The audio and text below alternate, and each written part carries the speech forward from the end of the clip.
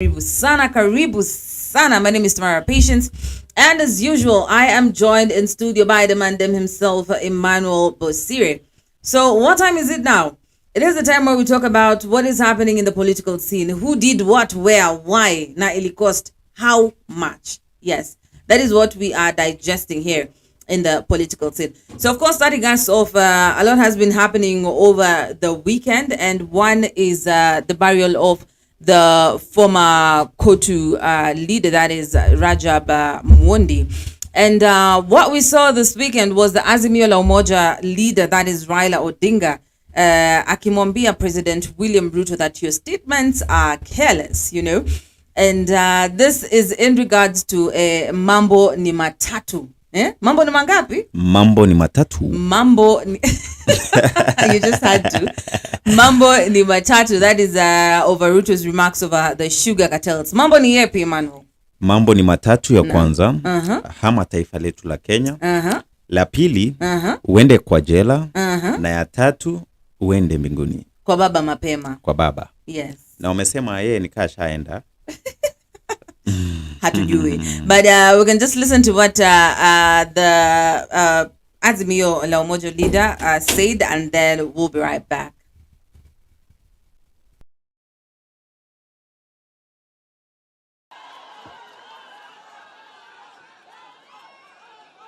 Haya,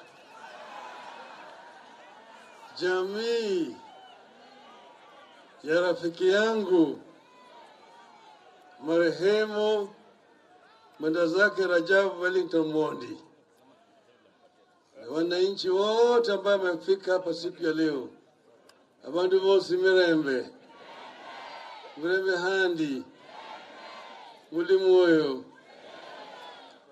asanteni. Tumefika na majonzi kusindikiza ndugu yetu, rafiki yetu, kipenzi chetu Rajabu Mwondi. Sasa kabla sijaendelea mbele, nimeleta salamu kutoka mmoja ambaye natoka hapa kwenu, Mheshimiwa George Haniri. Haniri angekuja, tungekuja na yeye, tulipanga tukuje na yeye, lakini alikuwa asikii vizuri leo asubuhi. Akaniambia nilete salamu zake na risala ya rambirambi, kusema poleni sana. Tunasema pole kwa jamii, manake huyu mzee Rajabu Mwondi ni mti kuu ambaye ameanguka. Na Waswahili husema ati mti kuu ukianguka wana wa ndege huyumba. Rajabu Mwondi ni mtu muungwana, ni mtu ambaye hana chuki na mtu ambaye anapenda watu, tena mtu ambaye ana msimamo. Akisema ni hii, mtaenda naye pamoja au hamtaenda naye pamoja. Na maneno yake ni machache sana. Nimejua yeye kwa muda mrefu sana. Mmoja ambaye tulikuwa kwa naye hakuweza kufika hapa siku ya leo, rafiki yangu mzee Fred Omido. Fred Omido nilimpigia simu vile vile, na yeye hakuweza kufika, lakini nimesikia ametoa rambirambi kwa njia ya kiruninga. Hawa ni watu ambao walitangulia mambo ya siasa ya kutetea haki ya wafanyikazi, na wamefanya kazi mzuri sana. Chama cha wafanyikazi ilikuwa kwenye mstari ya mbele katika vita ya kwanza ya kupigania uhuru kwa taifa letu. Viongozi wa wafanyikazi wengi ambao walikuwa, wengine wamewekwa jela wakipigania uhuru, wengine wamekuja wakashikilia, wakapeleka hiyo mpaka pale wamefika. Chama cha wafanyikazi ya kazi yake ni kutetea haki ya wafanyikazi, ili wafanyikazi waweze kupata riziki yao kulingana na jasho lao. Hiyo ndio kazi ya chama cha wafanyikazi.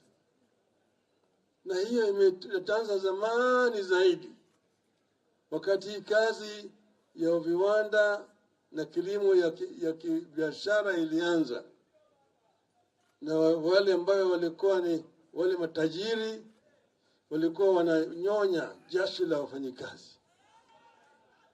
Hata mpaka kingine Karl Marx alisema wafanyikazi natakana waungane pamoja.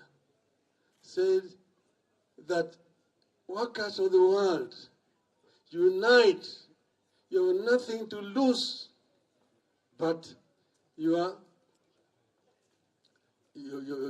chains.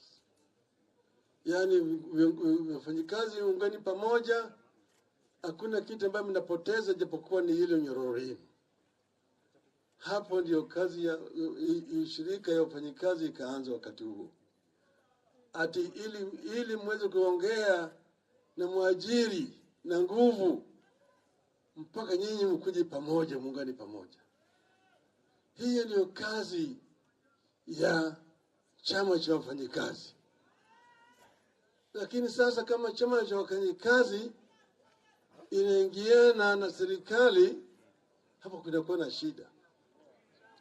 Kuna kwanga inasema pembe tatu, tripartite. Pande hii wafanyikazi, pande hii serikali, na pande hii ni waajiri, wale ambao wanaajiri watu. Mpaka kila mmoja ako na mstari wake. Sasa ikiwa tuko katika hali hii mbaya namna hii, manake Wakenya wengi wamelia zaidi. Wamelia zaidi ya kwamba gharama ya maisha imepanda. Bei ya unga imepanda. Bei ya sukari imepanda. Bei ya mafuta imepanda. Nauli ya kusafiri imepanda. Stima imepanda, kila kitu imepanda juu zaidi. Tukisimama pamoja kama Wakenya, tutajenga Kenya. Tutajenga Kenya vizuri kabisa. Sisi hatutaki siasa za ubaguzi. Nataka siasa ya kuunganisha Wakenya wote. Wengine kila mara wanasema tio Raila na watu wa Azimio wanatafuta msumukati. Msumukati gani? Sisi hatutaki hata robo ya mkati. Hatutaki. Sisi hatujaomba mtu mkati yoyote. Hiyo mkati tunasema kuleni hiyo yenu yote hiyo ambayo mliiba. Si waliiba. Agoi. Wewe kumbuka mwaka jana tarehe 15 ya Agosti. Bwana Chebukati. Si walikuwa watu wa saba. Si walikuwa watu wa saba. Commission. Wanne walisema la. Watatu walisema ndio. Wale wanne ambao walisema la walikuwa ni waendawazimu. Si walisema yale maneno ya Chebukati ni uongo. Tunasema namna hiyo. Ndio sababu tumesema tunataka ile nyungu 7 ifunguliwe. Ili ijulikane, sio? Sivyo? Kwa hivyo sisi hatutaki nusu mkate ya mtu. Kama ukweli imejulikana, sisi tunasema endeleeni. Hiyo serikali hatutaki. Na bwana Atuli, sijui ofisi gani unataka upatie Oparanya. Raila Odinga ni kiongozi ya ODM. Oparanya ni naibu wa kiongozi wa ODM. ODM ni chama kubwa ya taifa ya Kenya. Hiyo ni ofisi ya Atuli. Hiyo ni ofisi. Oparanya yako ni ofisi. Deputy Party Leader of ODM. Hiyo ni ofisi. Party Leader ODM. Kubwa sana. Wabunge chungu mzima ambayo wana tikiti ya ODM. Ma MCS chungu mzima. Governor hapa Vihiga ODM. Senator hapa Vihiga ODM. Governor wa Kakamega ODM. Governor wa Busia ODM. Masiaya Kisumu. Sasa kazi gani unataka tena?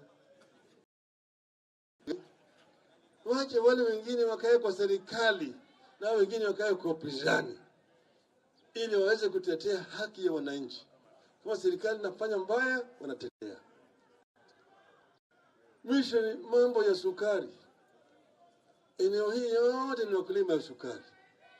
na viwanda hizi vya sukari vimekoma zote.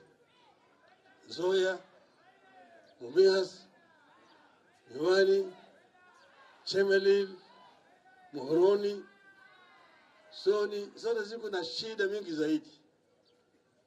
Lakini mtu asikuja hapa kwambia kwamba yeye anajua vile anataka kufanyia sisi.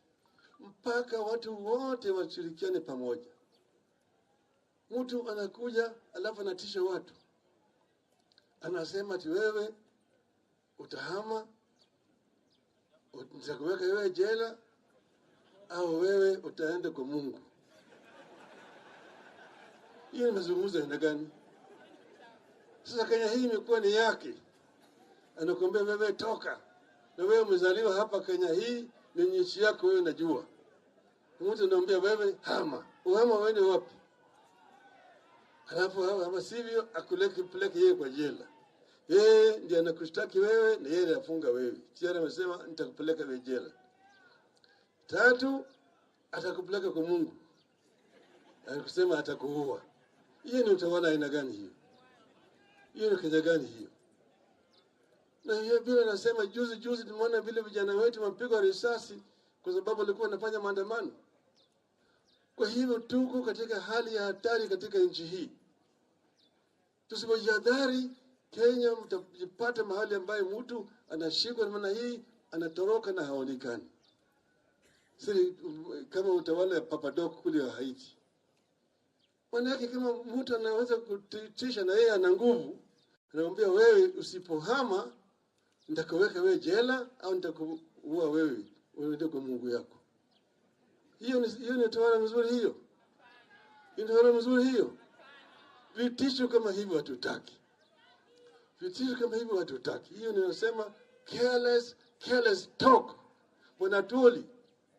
Mwambie rafiki yako asifanye namna hiyo. Shenzi sana. Shenzi sana. Sisi kama Kenya tunataka tuongee pamoja kwa amani na kwa upendo. Ama sivyo? Ama msivyo? Unaunga mkono. Nitakuweka wewe jela au wewe utaenda kwa Mungu. Hiyo ni mazungumzo aina gani? Sasa Kenya hii imekuwa ni yake. Anakuambia wewe toka. Na wewe umezaliwa hapa Kenya hii, ni nchi yako wewe unajua. Mtu anamwambia wewe hama. Uhama wewe wapi? Alafu hama sivyo peleke yeye kwa jela. Yeye ndiye anakushtaki wewe na yeye anafunga wewe. Tayari amesema nitakupeleka wewe jela. 3, atakupeleka kwa Mungu. Anakusema atakuua. Hiyo ni utawala aina gani hiyo? Hiyo ni Kenya gani hiyo? Na hiyo bila nasema juzi tumeona vile vijana wetu wapigwa risasi kwa sababu walikuwa wanafanya maandamano. Kwa hivyo tuko katika hali ya hatari katika nchi hii. Tusipojihadhari, Kenya mtapata mahali ambaye mtu anashikwa namna hii, anatoroka na haonekani. Sisi kama utawala ya Papadok kule wa Haiti.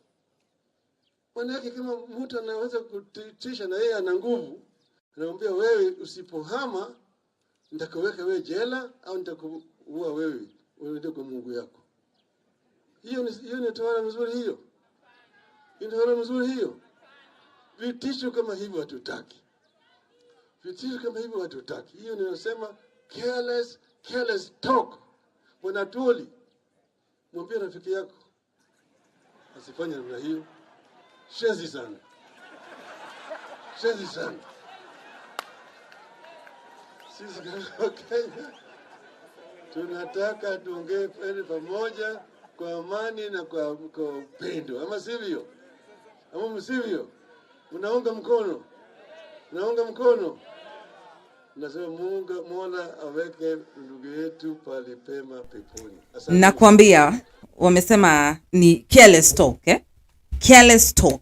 So that has been a really lengthy conversation na tumejisikilia mengi, maana nimejisikilia mengi kutoka kwa mheshimiwa amesema vizuri sana Raila Amolo Odinga. I talked about the president's remarks being careless talk. as well as akasema yeye hataki nusu mkate, hawataki nusu mkate kabisa, because what they want is siasa ya kuunganisha Kenya. I don't know, what are your sentiments on the president of the people? Yeah. Bwana Raila Amolo Odinga. Ni kiongozi mzuri, kiongozi wa upinzani, na anamleta Mheshimiwa William Ruto kwa kasi sana. Haswa katika matamshi yake ya hivi majuzi, matamshi ya kusema kwamba kuna maneno matatu katika taifa letu la Kenya. Ni matamshi ambayo ameleta joto kubwa sana katika taifa letu la Kenya.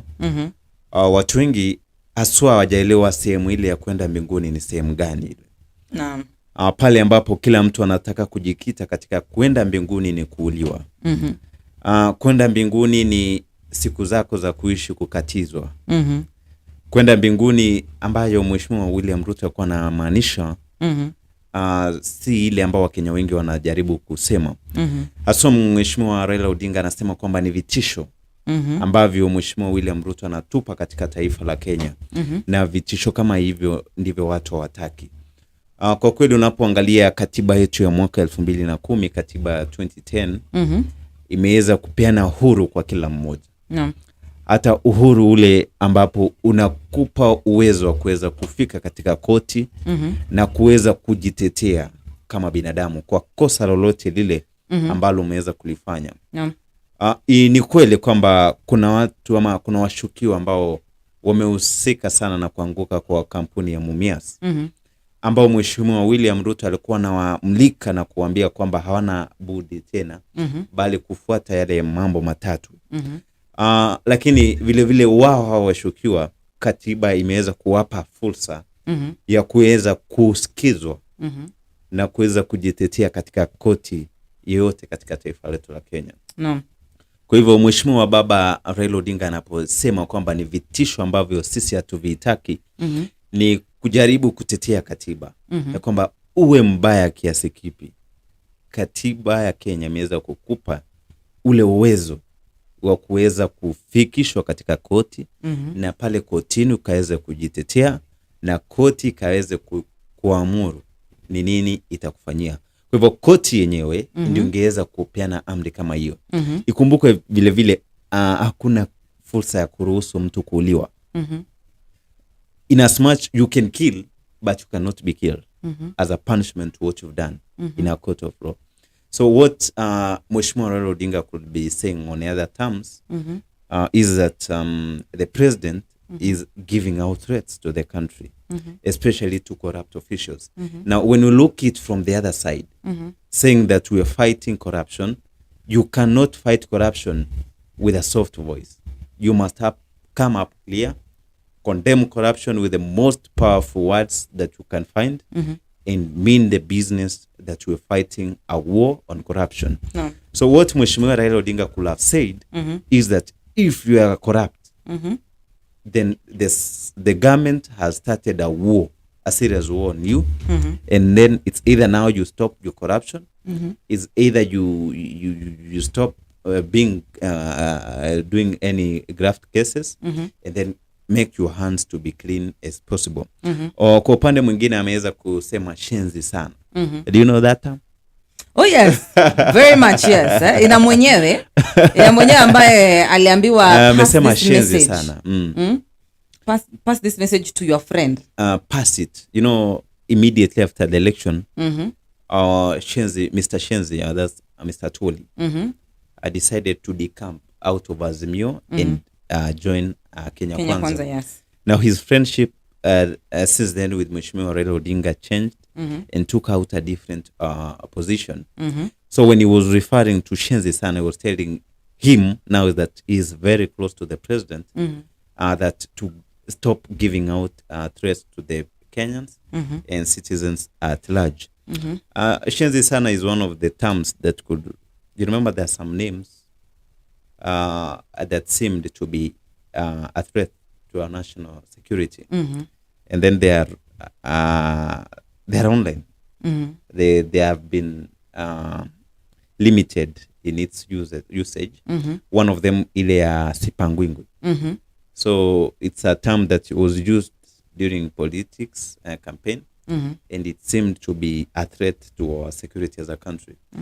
So their names, I think Shenzi Sana should be listed among those names. Wacha bwana Atoli abaki na signature yake. No, I think it should be named. You know, it's when you sound it or when you use that name, it's bringing on another figure. Shenzi Sana.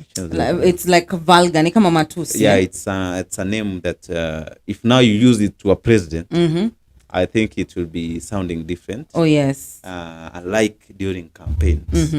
You know, campaigns, you know, again, it could be saying, you know, the other term that he used was kata miti. I'm 100% sure that if there are offices that actually might find it difficult to enter or to get a job, especially once dealing with the environment.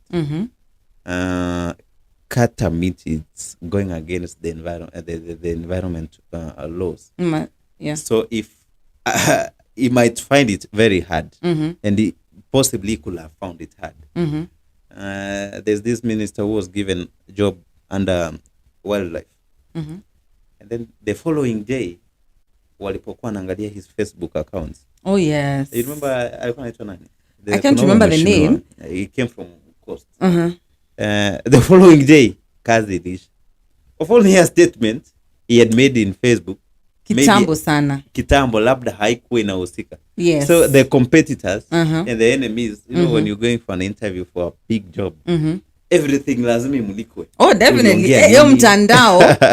And the internet does not forget. Fact. So the terms of Mheshimiwa Raila Odinga today, towards the government of the day, he also touched on lives. Bei ya unga, bei ya sukari, bei ya vitu bidhaa za tunatumia. Na amevizungumzia, lakini nadhani pia kwa upande mwingine anajaribu kusema kwamba hajaridhika na mazungumzo yale ya bipartisan. Naam. Kwa hivyo ni kama ni mbinu tu ya kuanza kurudi tena kwa maandamano. Naam. But we're waiting for that because you know the bipartisan talks are actually on hold for now, for like 2 weeks because of a couple of things, including the climate action summit that is happening in Kenya, right? But ni kama venye umesema tu, it's like so far hakuja yield whatever is supposed to be yielded, na amesema yeye hataki nusu mkate kabisa. He actually wants good politics that is going to be good for Kenyans, you know. And still in the same barrier, we had the Prime Cabinet Secretary, that is... And before we go to Musalia Mudavadi, about mambo bado kwa bipartisan talks, do you think there's something serious there to be spoken about? No. So when Mheshimiwa Raila Odinga is saying that I don't need a handshake, stuck in usumkate, it could be that he's for it. You know, this happens in politics. When you hear someone insisting that I don't have handshake. You know, Raila Odinga is someone you don't believe in. In 2017, the handshake, you know, he said, I'm not after the handshake. He kept everyone in the public that I am not going to join Uhuru Muigai Kenyatta.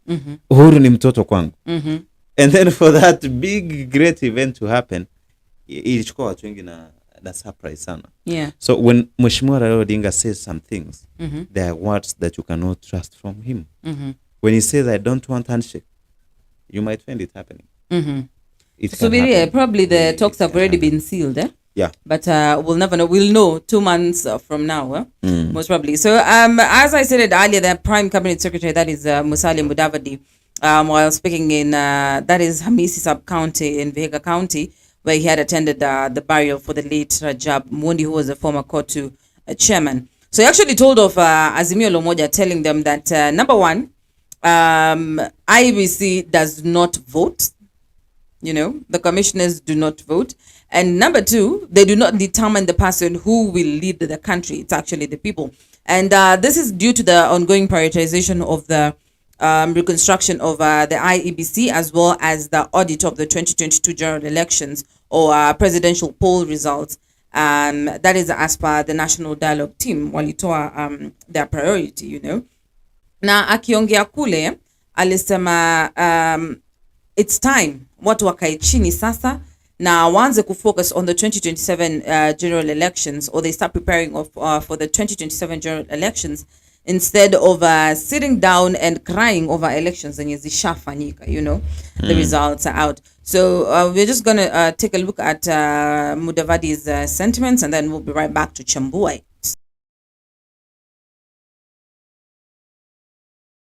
Mheshimiwa Babu, nilikuwa nimesema kwamba tumekuja ili tutoe heshima yetu, kwa sababu haya si mazishi ya Banyala peke yake. Haya ni mazishi ya kitaifa. Haya ni mazishi ambaye tumekuja kwa sababu huyu ni shujaa wa kitaifa. Tukisoma program tunaona wizara nyingi ambazo amewahi kuhudumia, na tumeona viwanda vingi katika taifa letu la Kenya, sio tu eneo ya magharibi. Amehusika na viwanda kama ni Pwani, kama ni Thika, kama ni kwengine. Kwa hivyo yeye amekuwa kiongozi wa kitaifa. Na mimi niliwahi kusoma na vijana wake Stephen Osogo na John tukiwa wachanga. Mzee wangu alikuwa rafiki yake. Kwa hivyo kwa upande moja tunakuja kwa sababu ya huo rafiki, lakini la muhimu zaidi tunakuja hapa kwa sababu huyu ni kiongozi wa taifa. Na mara kwa mara ni vizuri tukifika wakati kama huu tupeane heshima ya kutosha kwa viongozi wetu wa kitaifa. Saa zingine sisi wanasiasa huwa na tabia ya ajabu.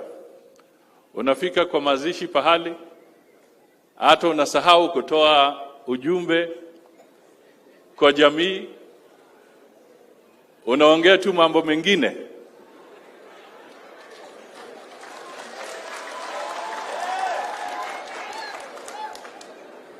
Paka unashangaa kwamba na hiyo nikiangalia kwa orodha ya Osogo, hiyo kabisa inaingilia wapi?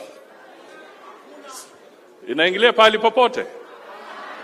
Kwa hivyo ni vizuri tuwe tunapeana heshima ya kutosha wakati tunaenda kwa mazishi, na haswa ukipewa nafasi kidogo na familia kuongea kwa mazishi kama haya.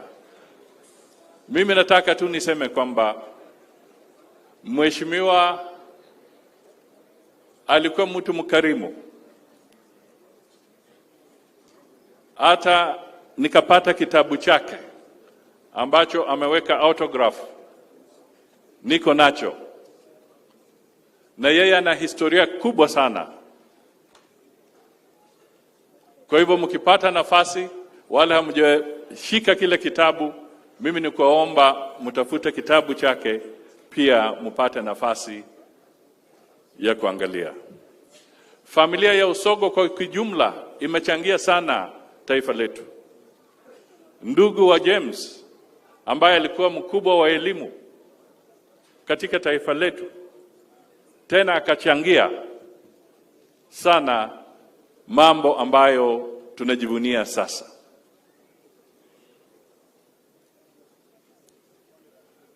Mimi nataka niwahakikishie kwamba heshima yake kwa roho zetu tutaikumbuka, na serikali hii imejitolea kushirikiana na familia kwa sababu that respect must be maintained. Kwa mambo mengine ambayo ni ya kisiasa, mimi nataka tu niseme kwamba kwa sekta ya elimu, serikali hii imeweka kwa bajeti over 630 billion shillings iende kwa elimu katika taifa letu. Na tukienda kwa zile universities, kupitia kwa budget ya serikali ambayo imepitishwa na bunge, pia kile kiwango kinaenda kwa universities kimeongezwa na mabilioni karibu 40, kuongeza budget ya zile pesa ambazo zinaenda kwa universities, ili universities zetu kama Lupe na zingine zipate pesa zaidi ya kujiimarisha na kufundisha watoto wetu. Kuna changamoto, siwezi ficha. Kuna changamoto za kiuchumi, na hizo tulizungumza hata tukiwa hapa na rais, tukiwa na governor. Kuna changamoto za kiuchumi, na kutoka kwa hiyo shimo la uchumi ama jangwa ambalo tulikuwa tumeingia itachukua muda kidogo, lakini safari hiyo imeanza. Mimi ni kuasihi tu kwamba tujitolee, tukijua kwamba kufikiria ama tukidhania tutapata mikopo nyingi kutoka nchi za ngambo itakuwa shida kwa muda huu kidogo, kwa sababu lazima uchumi uimarike na balancing iwe sawa, ndio sasa baadaye tuende kule. Lakini itatubidi sisi wote kama Wakenya tujikakamue. Kile ambacho ningependa kuhimiza ni kwamba tusipoteze wakati mwingi kwa mambo ya kimatusi. Let us build a united nation.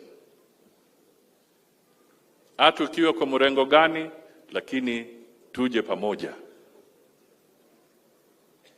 Wakati tulikuwa hapa na wakati tuliongea Kakamega, mimi sifichi,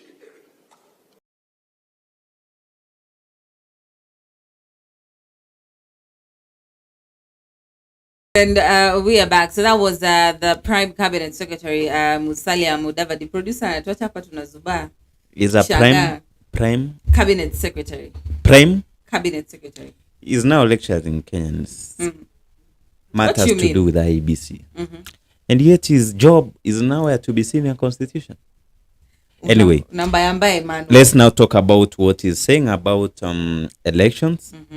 That immediately after we have elections done, we have other people coming out to claim that the victory was given to other teams. Are true. There are people who cannot accept to lose an election. Whether it was genuine, a lose, or a lose is a lose. Kushindwa ni kushindwa. Naam. Na kushinda ni kushinda. Naam. But there are ethics in winning or losing. And that's why now we have an independent commission. IEBC is an independent commission, and day by day it's facing challenges. Now that those in leadership position would be thanking the IEBC, and those who lost an election will always be complaining that they did not lose on a fair ground. Now the terms or the sentiments he made today regarding IEBC have been accepted in the table of bipartisan talks. No. And the parliament is always ready to listen to any amendment, so long as someone brings a proposal to amend a particular article regarding to any commission of a country. Now, if we've identified what could have led to losing unfairly through the independent commission that we have every tool to use. One is parliament, Senate, and the third one, we have even the popular opinion. No. Now, we come to the point where Musalia Mudavadi and actually every politician at the moment, I don't see there's a politician who will say that IEBC is 100% perfect as we speak. So it needs to be amended. It needs to be pruned more. And the more you prune a tree, the better its fruit. It should be free from insects. It will have good air for circulation, and it will grow to be a healthy plant. No. Now, when we have more and more amendments to something, it gives it a better picture to be seen at. So instead, every now and then we are complaining about the Independent Commission for Elections. We have it now almost, if not full, it's being done to the better way. So his statements on IEBC, we accept with them. We need IEBC badilishwe. ifanyiwe marekebisho ili mtu akipoteza ama akishindwa kwenye uchaguzi asije tena kuanza kusema nilishindwa sababu ya IEBC. And from the word IEBC, it should be independent. Yes. It should not favor anyone. No matter what happens. It should remain to its professional way to remain independent. Kazi yao ni kufacilitate elections hadi wamtangaze mshindi from any aspect of the country. The other term is talking about the leadership of the country, of being united. We want to have a united country. We don't have to have the divide and rule ways of leadership. No. We want, that's why the president, if you see from what he's doing all over the country, he's calling even the opposition to come and let's govern the country as one thing. Let's avoid having conflicts every now and then of petty issues. If we want to have a war, even a war, let's have a war on terms of policies, whereby this one we agree and this one we disagree. And then at the end of the day, we agree on how to move our country.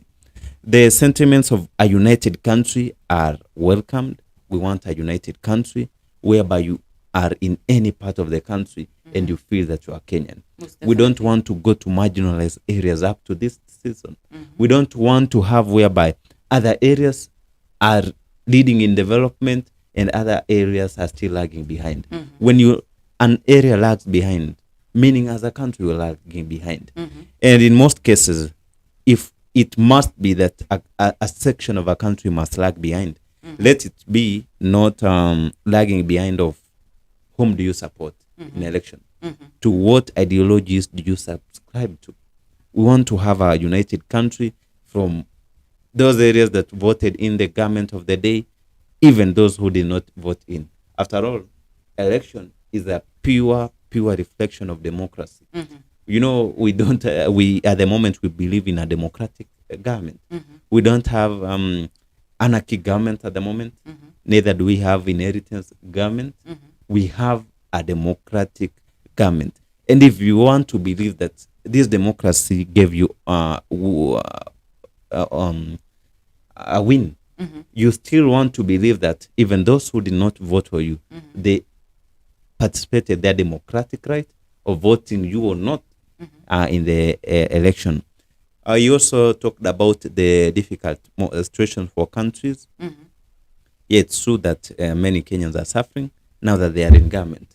Let them work out to see that Kenyans don't suffer more. No. Let them be working to see that Kenyans are being improved from their low state. They're brought somewhere. And when the time comes that they move out of office to come and seek a re-election 2027, then these Kenyans again will see whom to vote. At the moment, you should not even talking about 2027. It's far. It's time now we speak about a local mwananchi. It's time we talk about a Kenyan.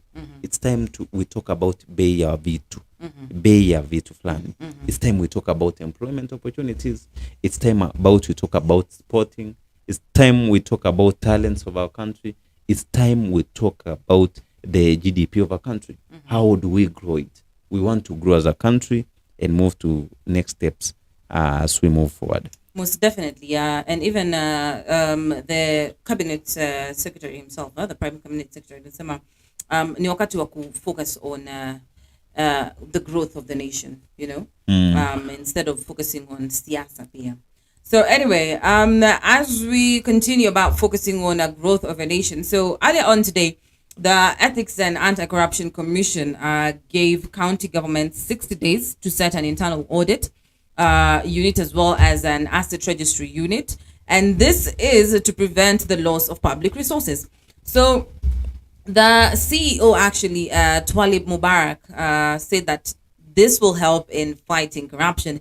And this is because from an assessment by EACC, it showed that most of the public assets that are owned by them are not registered, and those that are registered are actually not insured by the counties. So we can just take a snippet of the CEO's statements, that is Twalib Mubarak, and then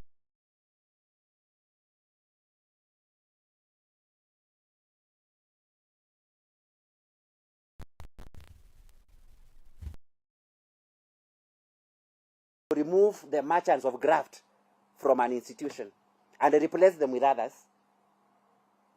If those systems remain the same, these new ones will find it easy to navigate and maneuver around the weak systems and engage in corruption. For example, the problem and the rot at Nyayo House that is being addressed is partly due to the systemic weaknesses and the loopholes in the operations of that institution. We moved into NHIF because of the same reason, that you cannot sit and wait for people to engage in corruption, then you now set the law in motion to take them to court. By that time, money has already been lost. So that is why an effective strategy must have both components. You focus on ensuring that systems are effective, systems are seamless, and systems are in such a way that they do not leave room for public officials to solicit for money from citizens. And because investigations sometimes do take time, because the law requires that after investigations you have to take the file to the DPP, who will also have time with it before it finally gets to the court. EACC is now contemporaneously working with the institutions to strengthen their systems as investigations continue. That will help us in many ways. Number one, to seal those systemic loopholes that allow corrupt people to engage in corruption. And secondly, if those systems are effective and efficient, even those Kenyans who sometimes initiate corruption because they want shortcuts, because they want quick service, sometimes for very good reasons, they will not have reasons to do that. If you go to an organization and you find that the systems are working, even the temptation to get a shortcut, or the temptation to look for some other way, the temptation to, find out who can assist you, will not be there. So that brings in the role of heads of organizations. Because these internal controls that you're talking about are not established by EACC. This explains why heads of organizations in the ministries and the counties have to ensure that they have put in place controls that are effective, and in respect to counties, ensuring that the audit function, which is moribund in most of them, is working, because EACC will in most cases investigate cases when money is already lost.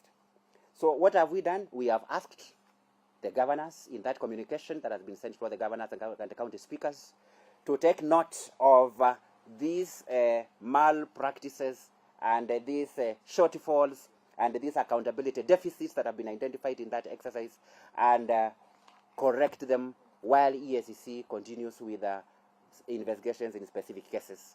To ensure that people do what they are supposed to do, the Commission has asked them to submit an implementation plan within 60 working days, so that EACC could guide them and work with them to strengthen their systems. It is also not lost in our minds that those loopholes are sometimes deliberately created, and that is why we have to monitor and expose those who are hell-bent on creating an environment that allows corruption. The Commission is committed to creating a very hostile environment to the corrupt in both the national and county governments, and this will involve ensuring that those systemic weaknesses that people take advantage of are sealed. The second issue in that communication that was dispatched to the counties 2 days ago relates to asset management. Asset management in a public institution entails that process of acquiring public assets to include how those assets are deployed, how they are operated, how they are used, until their disposal when they become obsolete. So that is another avenue for corruption in county governments. We have cases where public officials, including senior ones, in some cases at the very top in the counties. Yeah, so actually that was Eric Ngumi, who's the communications director for ESCC. Now, Nasema, they've given the county governments, that is 60 days, to conduct, to set an internal audit system.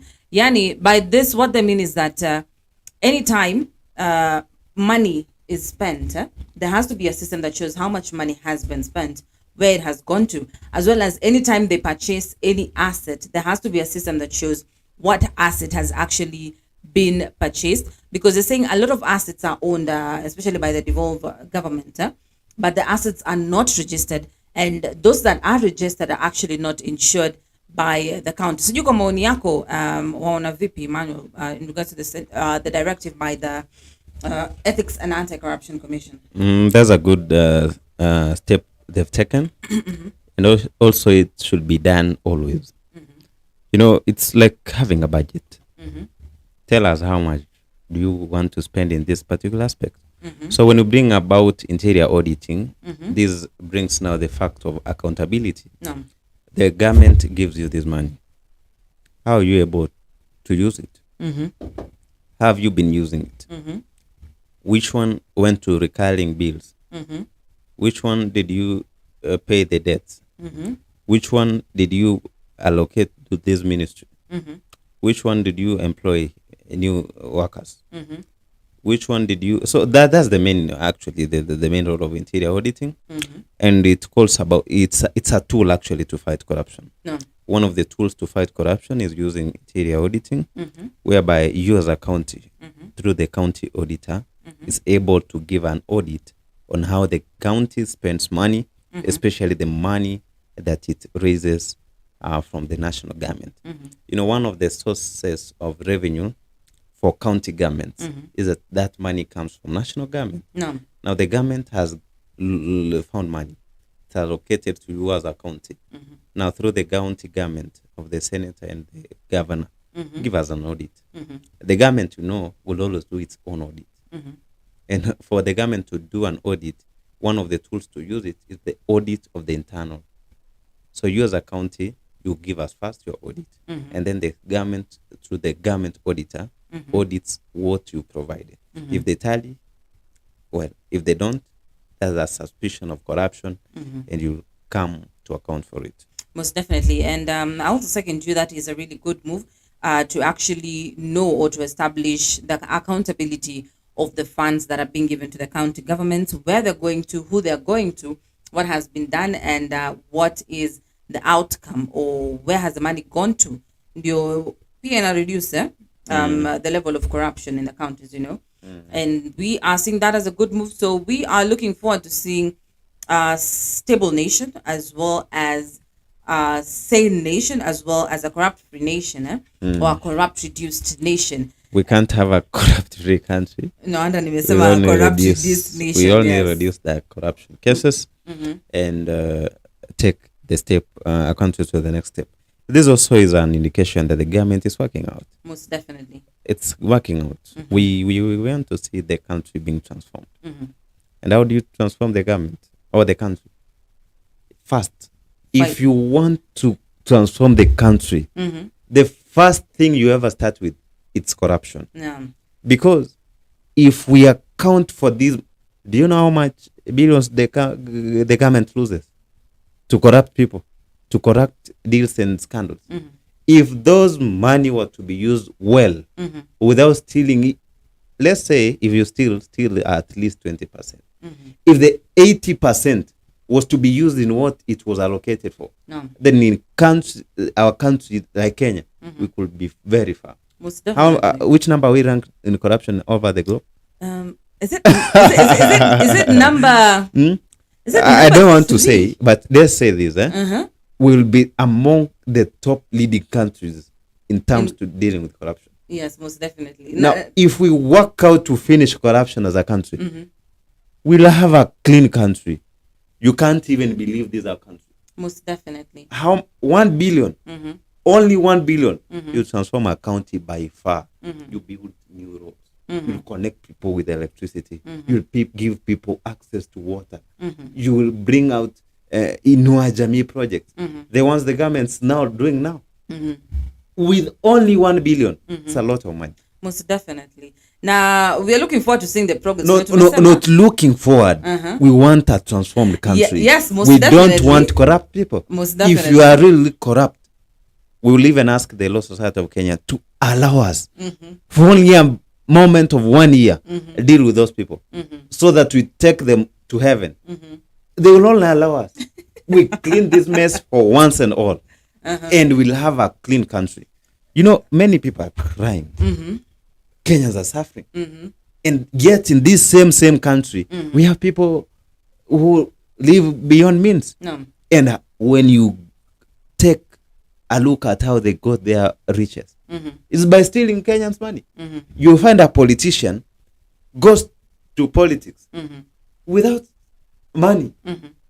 Hana kitu, and less than 3 years, I'm a change to a billionaire. And you'll be asking, well, how do you get that money? No. How do you accumulate that money in that such a short period? Yeah. That means we should fight corruption.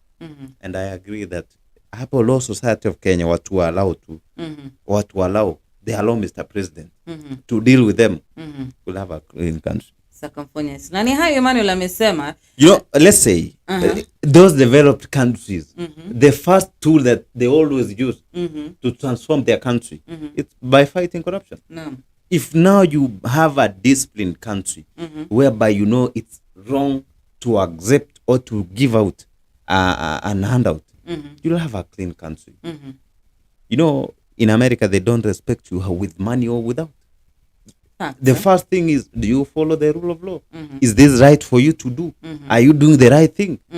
And then now other things come out.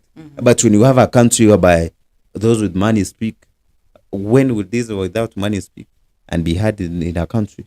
So we want to have, we need to encourage everyone. Let's have this fight against corruption and bring it to an end and or reduce it. Most definitely. Yeah. Umenena wengi kuhusu corruption, and I'm not going to add any to it. And at this point, I just want to say thank you so much for tuning in. Thank you so much for joining the live. Thank you so much for sharing. Thank you so much to the new subscribers as well. Be sure to subscribe to our channels. That is Kenyan News Alerts TV, Pale YouTube, as well as Channel 7 News East Africa on YouTube, as well as on Facebook. That has been our time with Emmanuel Bosire. We are grateful to you. We're going to see you again. And adios. Love, peace, and unity to Kenya. And let's build a corrupt-free nation. Adios. Bye-bye. Na Chelsea